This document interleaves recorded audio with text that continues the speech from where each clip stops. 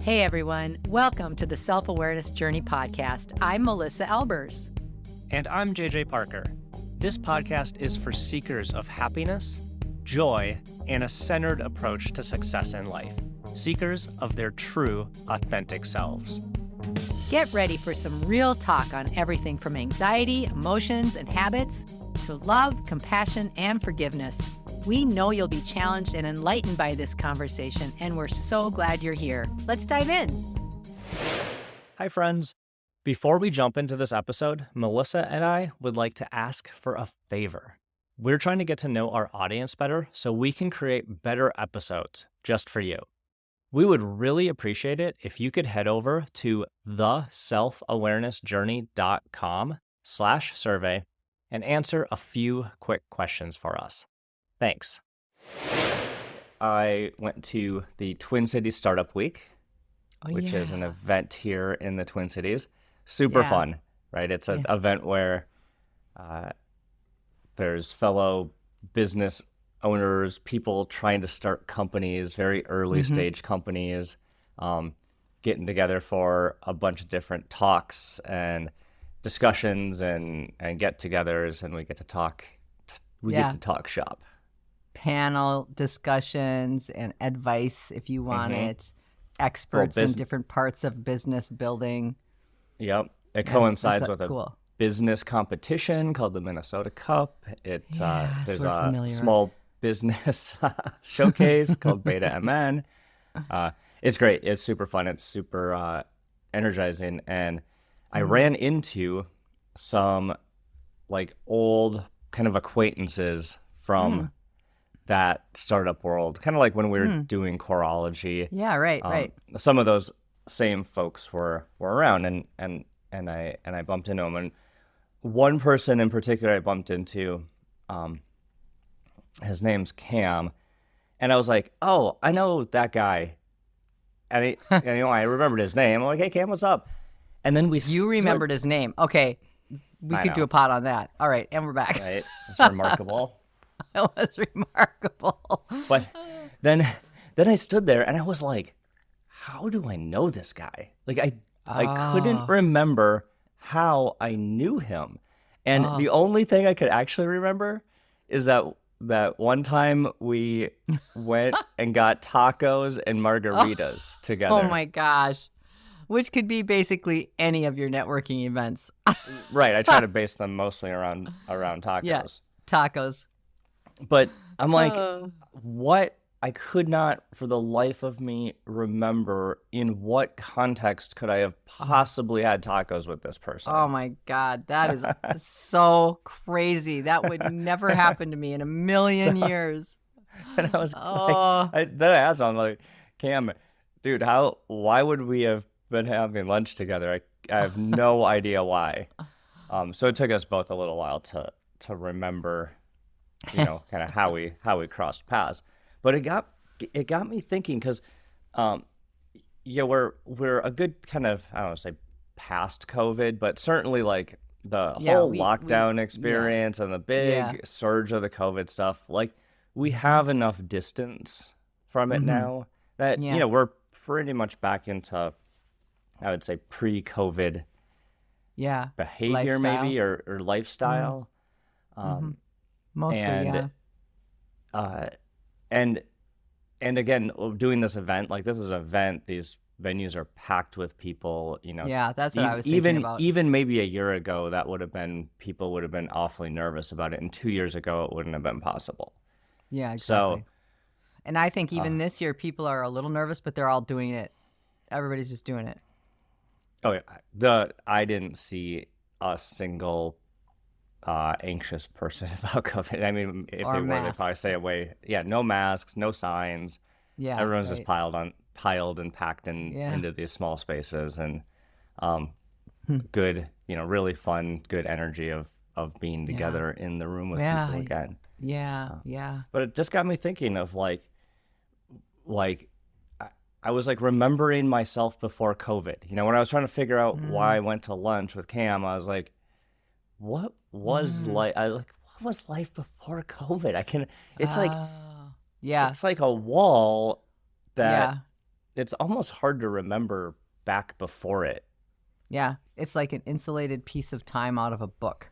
Mm-hmm. It really is. Yeah, I think that's such a good topic. I mean, I think we still have pockets of I think the hangover, the COVID hangover is the workplace.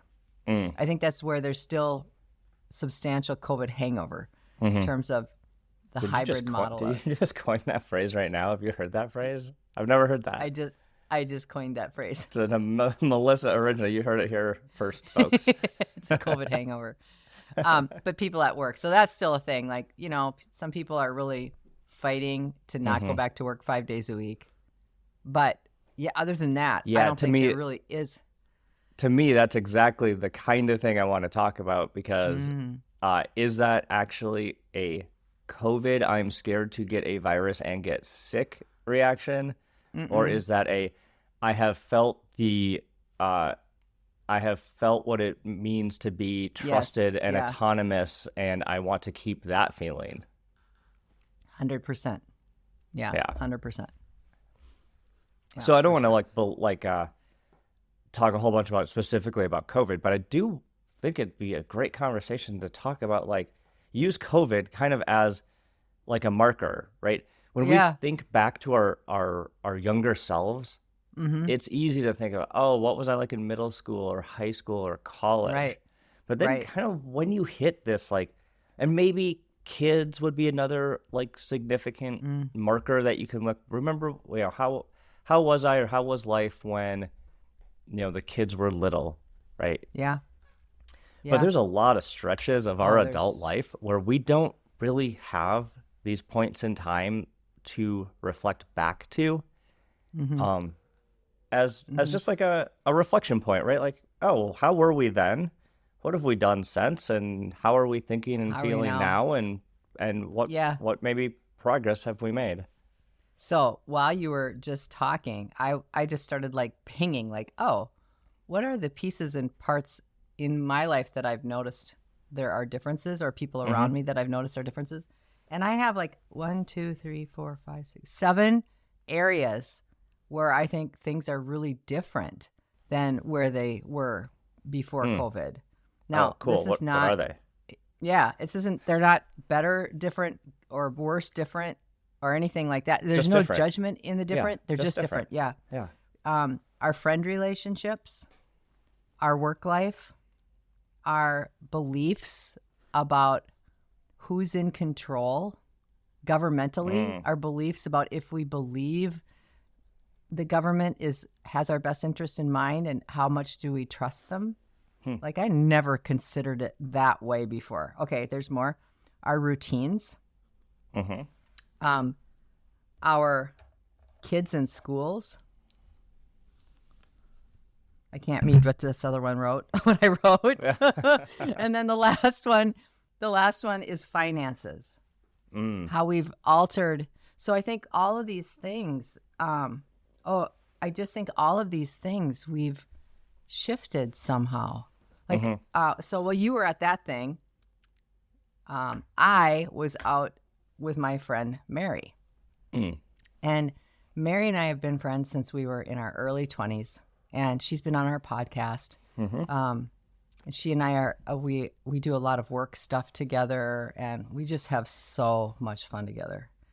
And I was just thinking to myself, after hanging out with her, we went for a 5-mile walk, and then we went and got a beer. It was so much fun. And I was just thinking that how I spent time with my friends, my choice of time was altered during this COVID period. But during that time of however long it was, where we were on lockdown, or where we were no longer able to just have our normal, regularly scheduled programming, I think a lot of people shifted how they have relationships with their friends. Yeah. So how do, specifically in what way do you think? Yeah. Well, I think we weren't able to gather the way that we did. And then there was almost a fear when we could start gathering. There was a little bit of a fear, who's this person been with? Even if they're your best friends, you do look differently upon them during that period of time. And now that we don't have to worry about it, are you completely back to the way you were before? Or has it shifted subtly some of the energy or some of the relational pieces of those friendships?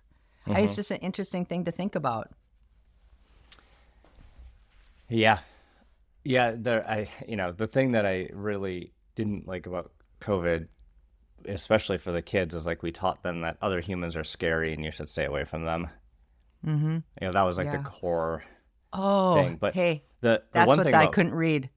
It said fears. Our fears. Yeah, that's what it was. Fears. I thought it said fars. I'm like, it can't be fars, Melissa. What is that? Damn, I wish I could read my own writing. Sorry, go on. The other thing that COVID did for your friends group is, depending on how again sensitive maybe or concerned you are, or your stance on things like masks and how conservative you are with staying distance, or maybe not even going near anybody else.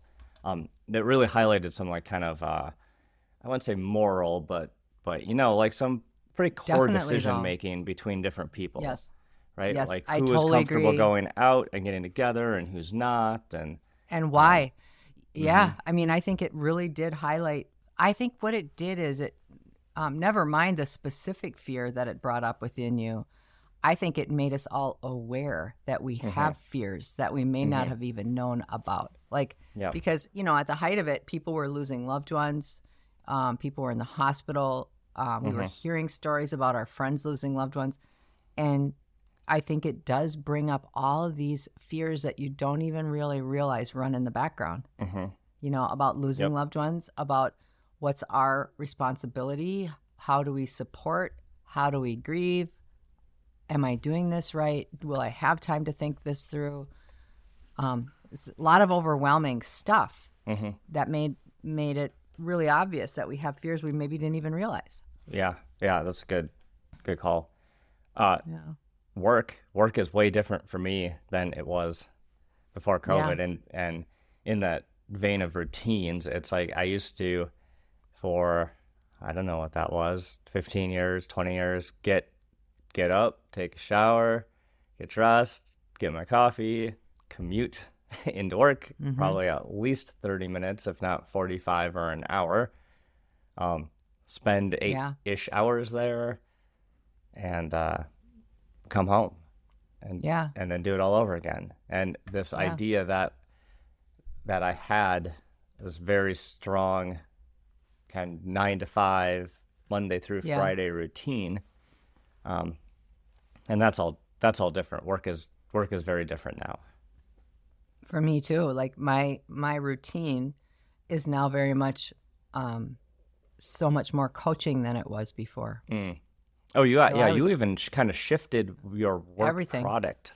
And my company has shifted its kind of focuses many times over the last 20 some years, but it did. It went from team group stuff to individual coaching sessions over Zoom, sitting in a chair. And I had never, even in my coaching, it was always face to face, meet someone somewhere. So that did also really shift for me, not just my habits of where I went and when I went, but also the work product I was doing was very different. The focus shifted. And I think a lot of people experienced that, some kind of shift like that. Well, certainly there's all sorts of stuff. There was fully remote for a while. There was hybrid. There's this idea that everyone's got to be back in the office. Meanwhile, frontline workers were going in every single day, no matter what. Right. And it was pretty chaotic from a work perspective. Yeah, absolutely, absolutely. And that kind of dovetails into the chaos of the finances too. Yeah, it was like you shift into where some people got laid off. A lot of my peers I know like really struggled trying to figure out how to even keep their businesses afloat. Some of them went out of business, but just couldn't make it. Yep. And some people self-selected. Some people self-selected to change their financial model, right? Oh, actually, I actually kind of forgot about that whole wave of people that were on the cusp of retirement took early retirement. Yep. And then a whole bunch of people in the workforce that just said, it's not worth it. And they quit their jobs. Yep. They just quit their jobs and they figured out a different way to live financially in their homes. Mm-hmm. Yep. Probably for think the better. I don't know, maybe not. Like, but using that event as a thing to say, hey, I'm going to just change lots about my life. Yeah. Well, I mean, I think it certainly gives us pause to think when you were, 5 years ago, would you have ever thought in a million years that an event could happen that people said, I'm pulling my kid out of school, I'm quitting my job, I'm going to be at home, I'm going to shift what I'm working on, I'm going to shift my friend groups, and I'm going to really focus on my greatest fears and buy a tiny house. Like, if you think about 5 years ago, would we have ever imagined that a single event could cause such a massive change in a person? No. It's just mind-blowing. The interesting thing about that is you can make that decision at any point. Absolutely. Without having a global catastrophe. Yeah, but people won't. Yeah. People don't and people won't. Need a little push, a little encouragement. Yeah, but it just, like, again, without even the judgment piece, it's just like so amazing to me that we can think about it like this, and just how much our routines changed. So what do you think is different about your routine now than it was before? I was constantly running before COVID. I was constantly running. I had something going almost every night. And usually I'm going to snicker at you because like that's different than now. How is it different? I asked different. Because I don't do that. Not how is it exactly different. The same? This week, okay, the pod drops on Tuesday. Okay, it's Friday. I've had 2 nights of something going this week. That's it. That's typical. So before you would have had 5 nights. Is what you're saying? Yes, exactly. Okay. I would have had 5 nights and then the weekends. But now I'm like, 2 nights. Oh, and they're back to back. Oh, I don't think I can do that. I don't know if I got the energy. I feel more tired from it. Stop judging. I'll stop judging. But your routine is different because you do kind of have a different job now than you did. I know your routine is different because you're doing a lot. A lot of the coaching has got a little bit of different cadence to it than your bigger events. Yeah. Yep. But also my personal routine is definitely slower. 100% slower. Like on the weekends, there will be weekends where I literally have not one thing planned, and I love it. That's great. Where I used to feel like, I need to have something going. Now I sort of like, do I really want to do that? Yeah. So I just have a different thought. What is the same about your routine? Has something like persisted through COVID, through that period of time, or do you think it's all very different? Yeah. No, I think a lot of it has persisted. My connectedness with my kids, making that a priority. Spending time outside, doing things outside. I've always had that be a thing. I think a lot of people discovered outside during COVID, where maybe they didn't value it. Maybe the things that grounded you before have really stayed. What about you? Those are the constants. Yeah. I was asking you questions. I wasn't thinking about these. Yeah, well, tough tickets, mister. I just spun the dial. Well, the thing that's different about my routine, and I was not super I before. I've never been a really routine kind of person, but my routine is I have almost no routine, like almost none. It's like, even recently, I rarely even set my alarm to get up in the morning. I kind of architect my day where I don't really have a lot of super hard commitments, especially early anymore. And sometimes Amber gives me crap because she's like, what's on the agenda tomorrow? I'm like, I don't know. We'll just kind of see where life takes me tomorrow. She hates that. I bet she hates that. But I say that, and that is such an absurd thing to say, given that I run multiple companies and have I have a pretty demanding job and responsibilities. Yet the thing I try to do is have no set schedule or commitment around it. Yeah, that's so funny. I saw this very very funny YouTube once where a guy was on stage and he had two plaster busts. One was a woman, one was a man. And he was talking about the difference between women and men. And this just reminded me of that. He was standing there and he put his hands over the man's and he's like, men's brains, they're all individual boxes. And none of the boxes touch. Right. Okay. There's a box for working on the car. There's a box for, okay. And then he said, and then here's the box that women hate. It's the nothing box.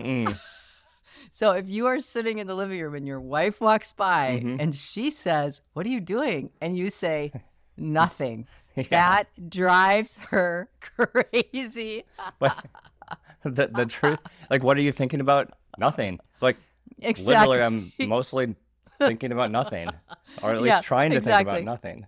Yeah. So then he steps over to the female head and he puts his hands on that and he goes, now there's stuff happening everywhere. Everything's all interlinked. It's all touching. Mess of everything's touching. And everything leads to another one and it's all happening at the same time. Oh, anyway, when you said Amber gets driven nuts when you say you've got to relax, it just reminded me of that.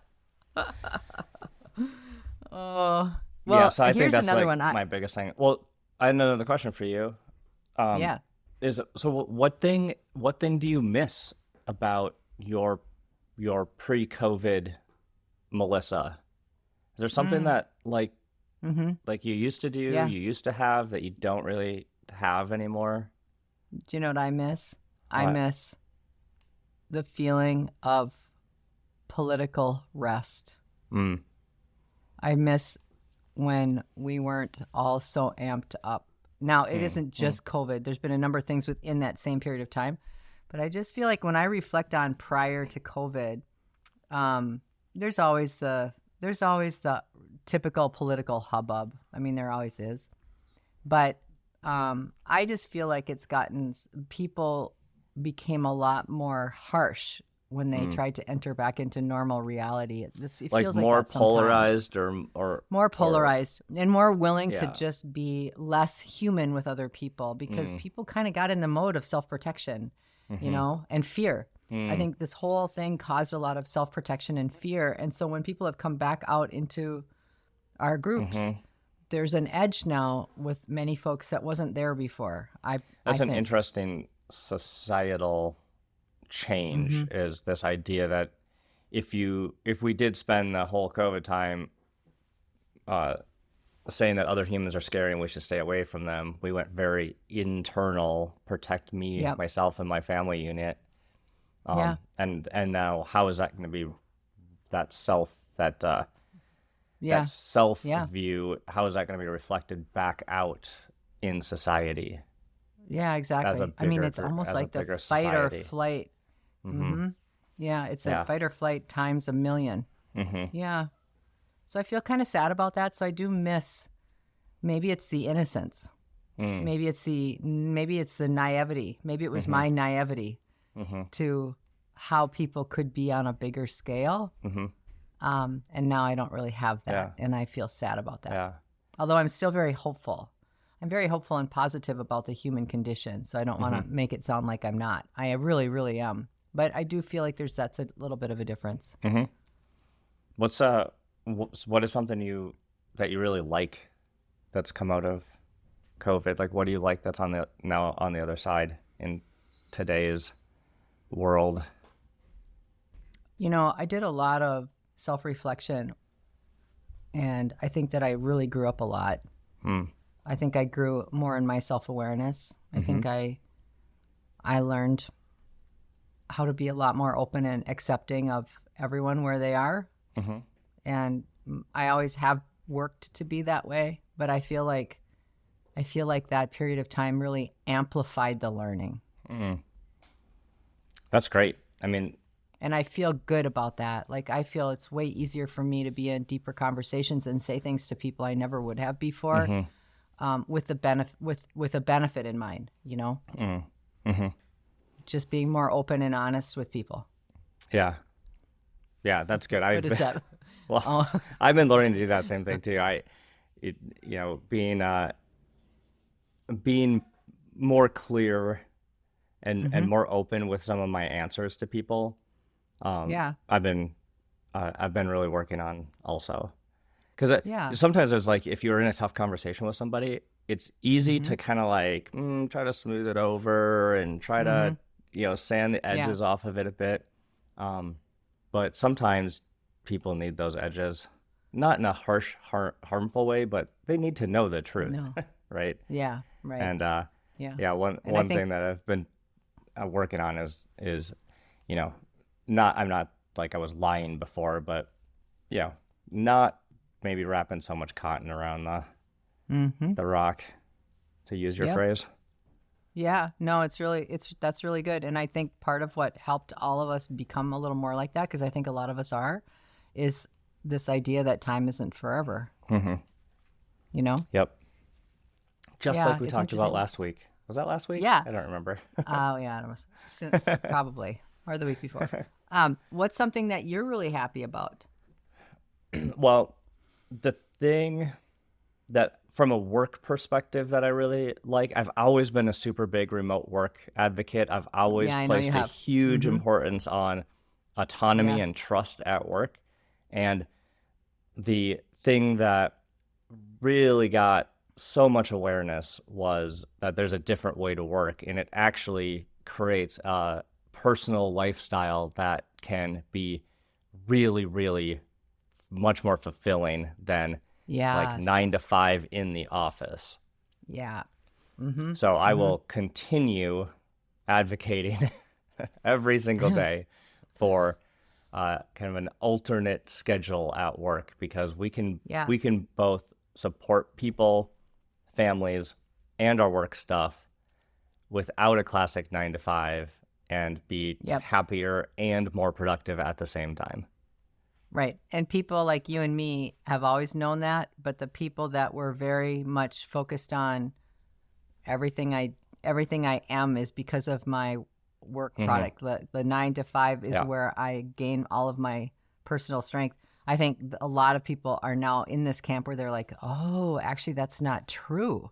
Yeah. You know, a lot of false narratives got broken during COVID. Yeah.